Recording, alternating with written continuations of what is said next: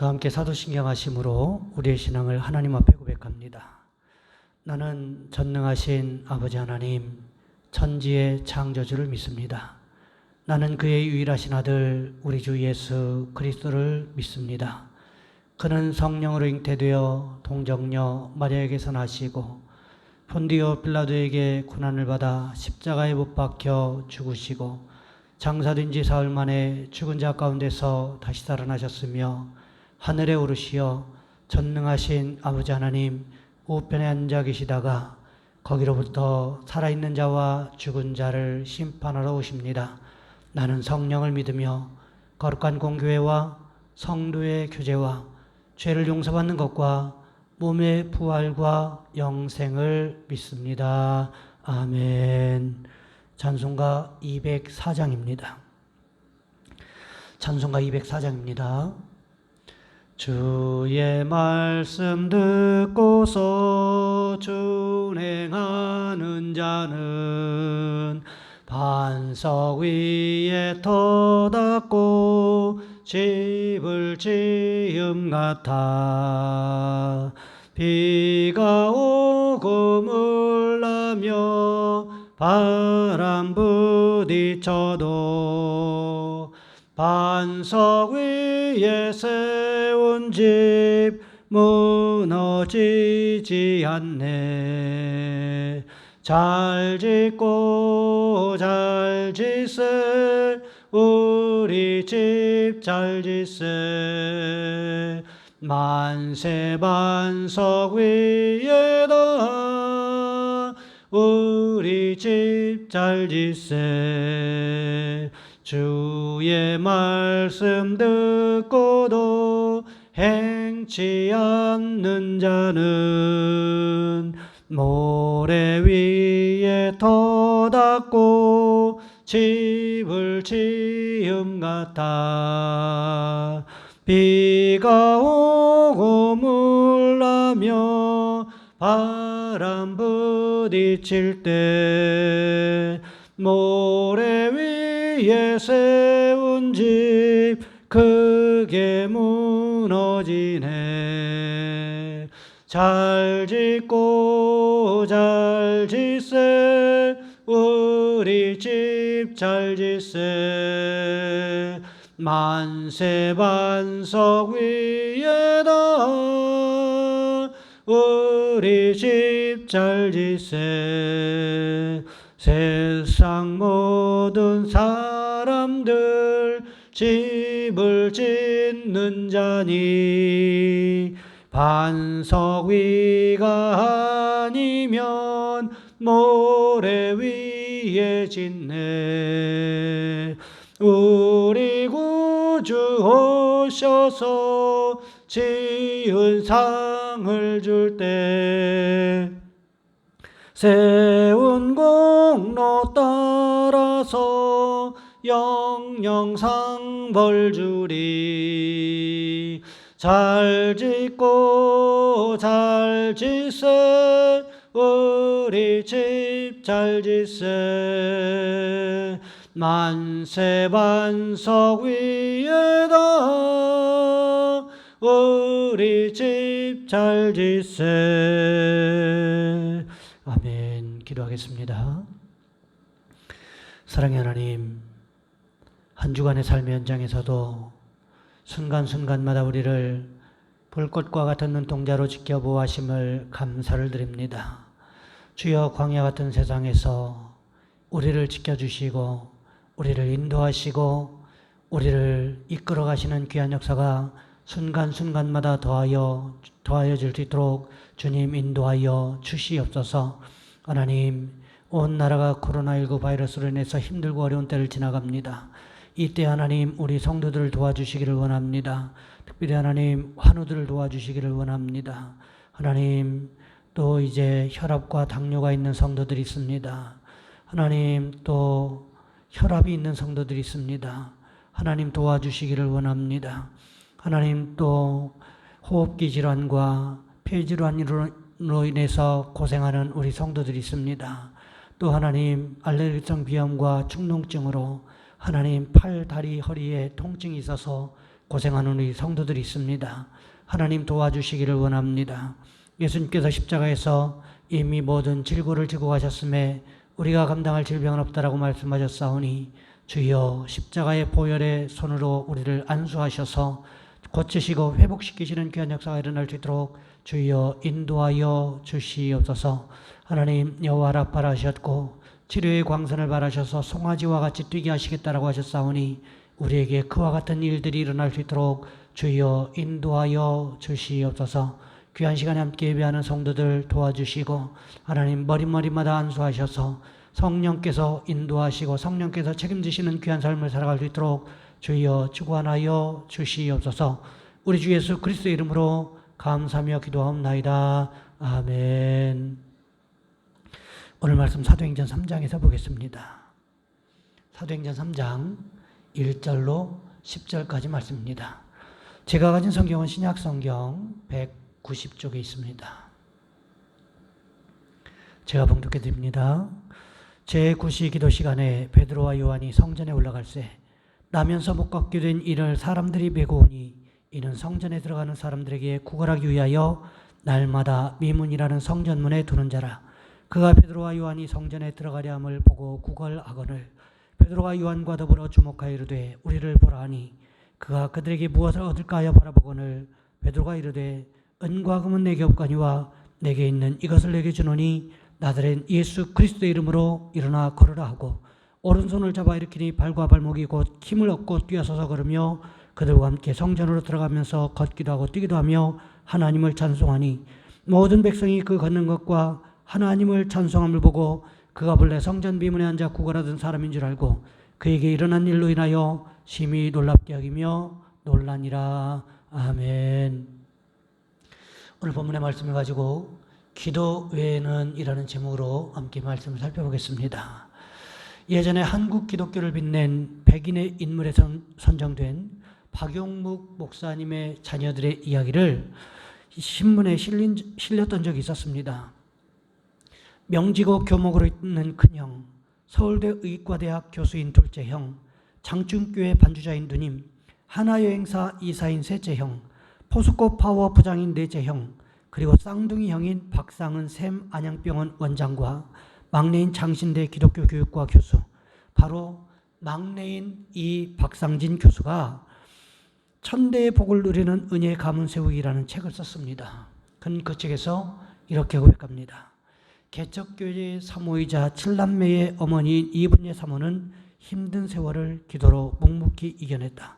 그녀는 자녀들에게 사랑과 희생의 대명사였다. 7살에 지나지 않는 나이였지만 나는 문틈으로 새어나오는 어머니의 기도 소리를 들으며 어머니가 참 불쌍하다는 생각이 들었다.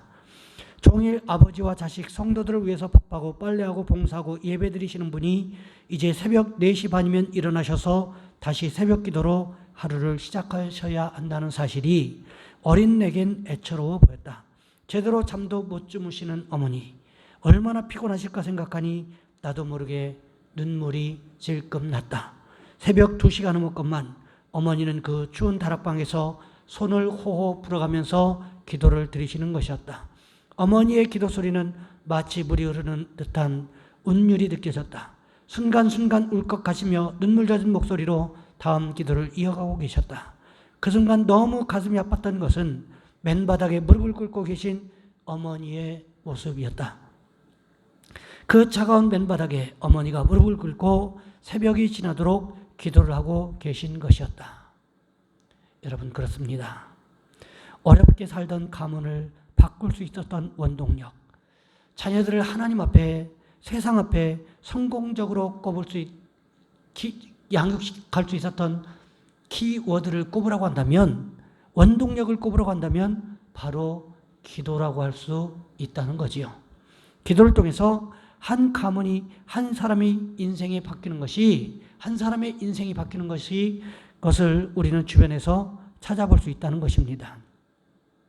오늘 본문의 말씀이 바로 그런 말씀이라고 할 수 있습니다. 오늘 본문에 나오는 나면서 못 걷게 된 사람이 누구인지, 그 부모가 누구인지에 대해서 성경은 정확하게 이름을 기록하고 있지는 않습니다. 그저 나면서 못 걷게 된 사람, 예루살렘 성전 미문 앞에 앉아서 구걸하던 사람, 이 정도로만 기록하고 있다는 거죠. 그런데 중요한 것은 기도를 통해서 이 사람의 인생이 송두리째 바뀌는 축복을 경험했다는 것입니다. 오늘 본문 1절 말씀해 보시면 이렇게 기록하고 있습니다. 제9시 기도 시간에 베드로와 요한이 성전에 올라갈새. 무슨 이야기입니까? 베드로와 요한이 정해놓은 기도 시간이 있었다는 것입니다. 일반적으로 경건한 유대인들은 하루에 3번씩 시간을 정해놓고 기도를 했습니다. 오전 9시, 정오, 오후 3시 이렇게 하루에 3번을 정해놓고 기도했다고 합니다.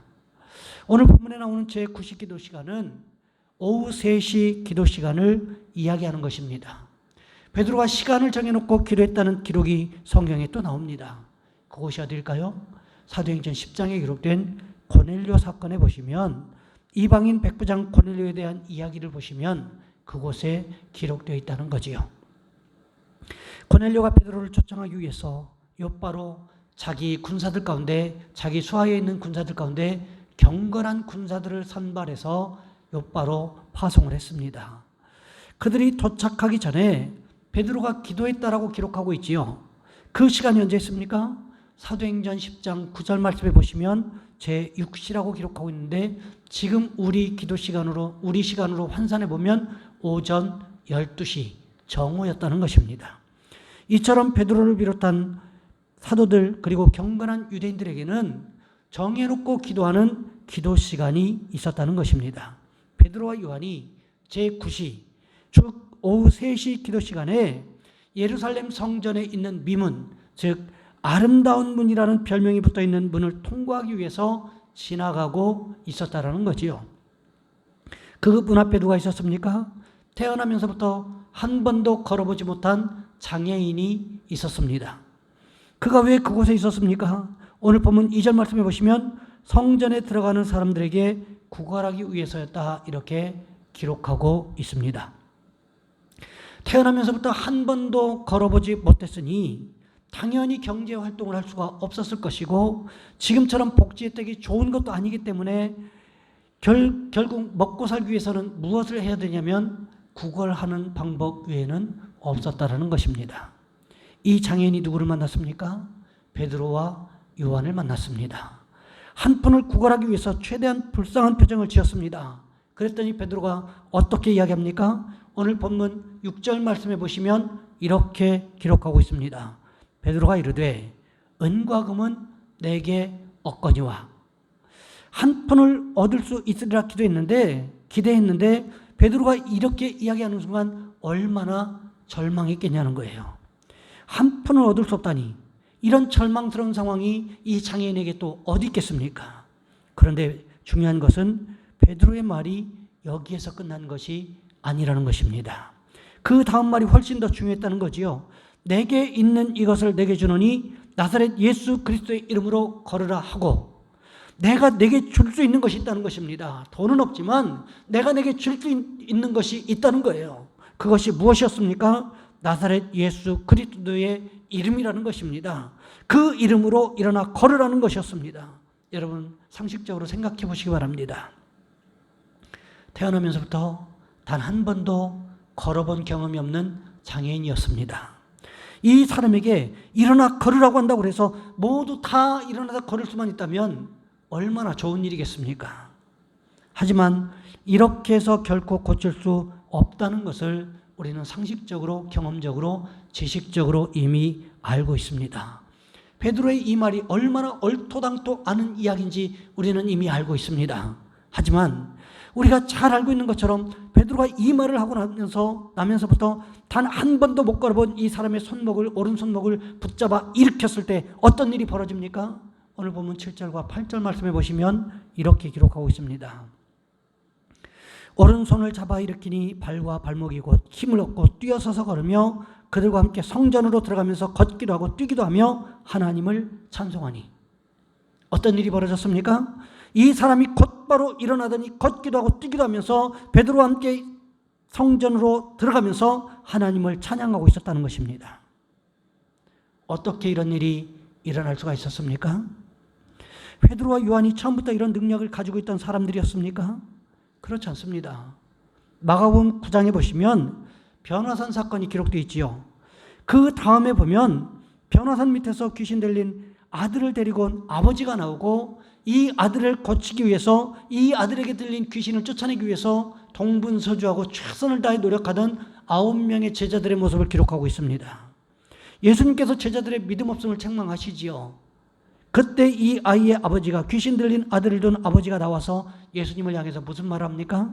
마가복음 9장 22절 말씀에 보시면 이렇게 기록하고 있습니다. 그러나 무엇을 하실 수 있거든 우리를 불쌍히 여기사 도와주옵소서. 그때 우리 주님 뭐라고 말씀하십니까? 할 수 있거든이 무슨 말이냐? 믿는 자에게는 능히 하지 못할 일이 없느니라. 그리고는 귀신 들린 아들에게서 귀신을 내쫓아 주셨습니다. 제자들과 함께 집으로 돌아왔지요. 이쯤 되면 제자들이 궁금한 것이 생겼을 것입니다. 제자들도 예수님 했던 것처럼 똑같이 했는데 왜 우리는 귀신을 쫓아내지 못했을까? 제자들이 물었습니다. 그때 우리 주님 하신 말씀이 마가복음 9장 29절에 기록되어 있습니다. 이르시되 기도 외에 다른 것으로는 이런 종류가 나갈 수가 없느니라. 오늘 본문에서 보시기 바랍니다. 베드로와 요한이 다른 것을 한 것이 아니었습니다. 무엇을 했습니까? 예수님께 보고 듣고 배운 대로 그들도 역시 예수 그리스도의 이름을 선포하며 기도했다는 것입니다. 그랬더니 어떤 일이 일어났습니까? 태어나면서부터 한 번도 걸어보지 못했던 이 장애인이 일어나서 걷기도 하고 뛰기도 하면서 하나님께 찬양하는 모습이 있었다는 것입니다. 베드로와 요한에게 아마도 이 말씀이 떠올랐을 것입니다. 기도 외에 다른 것으로는 이런 종류가 나갈 수가 없느니라. 오늘 우리가 기도해야 할 이유가 바로 여기 있다는 것입니다. 기도 외에는 우리가 능력 있는 삶을 살 수 없기 때문에 우리는 기도해야 된다는 거지요. 바라기는 저와 여러분 우리 모두가 기도하심으로 능력받아서 능력 있는 삶을 살아가시는 축복이 있으시기를 주님의 이름으로 부탁을 드립니다. 나누어드리고 또 보내드린 가정예배 지침서 마지막 부분에 보면 공동 기도 제목 9가지가 있습니다. 제가 읽어드리겠습니다. 주여 이 나라와 이 민족을 도와주셔서 모든 성도들이 한마음 한뜻으로 기도하여 하나님의 뜻을 구하게 하옵소서. 이 나라와 이 민족이 이번 코로나19 바이러스를 잘 극복하고 하나님의 은혜를 고백하는 민족이 되게 하옵소서. 국민들이 코로나19 바이러스로 인한 두려움으로부터 하루빨리 벗어나게 하시고 방역의 최전선에서 일하는 일꾼들이 피곤하거나 힘들지 않도록 도와주시옵소서. 우리 가연교회가 기도가 지속적으로 이어지는 교회, 예배를 사모하는 교회, 말씀의 능력이 나타나는 교회가 되게 하옵소서. 이번 코로나19 바이러스로부터 성도들의 건강을 지켜 주옵소서. 코로나19 바이러스로부터 우리의 직장과 사업장, 가정을 지켜주시고 주님께서 약속하신 평안이 넘치게 하옵소서. 가정예배 지침서를 통하여 하나님의 말씀을 깨닫게 하시고 지속적으로 예배하는 예배 공동체가 되게 도와주옵소서. 우리의 자녀손들을 도와주옵소서. 새롭게 진학하는 학생들에게 좋은 선생님과 좋은 선배님들, 친구들을 만날 수 있는 만남의 축복을 허락하시고 직장에 들어간 청년들에게 잘 적응할 수 있는 적응력과 좋은 상사와 동료들을 만날 수 있도록 만남의 축복을 허락하옵소서. 직장의 문제를 가지고 기도하고 있는 우리 청년들과 자녀손들에게 주님께서 가장 합당한 직장을 허락하시는 은혜가 있게 하옵소서. 이 9가지 기도 제목과 또 우리가 기도를 통하여 능력 있는 삶을 살아갈 수 있게 해달라고 우리 주여 한번 간절히 부르신 후에 한 목소리 함께 기도합니다. 주여, 사랑의 하나님, 우리를 도와주시기를 원합니다.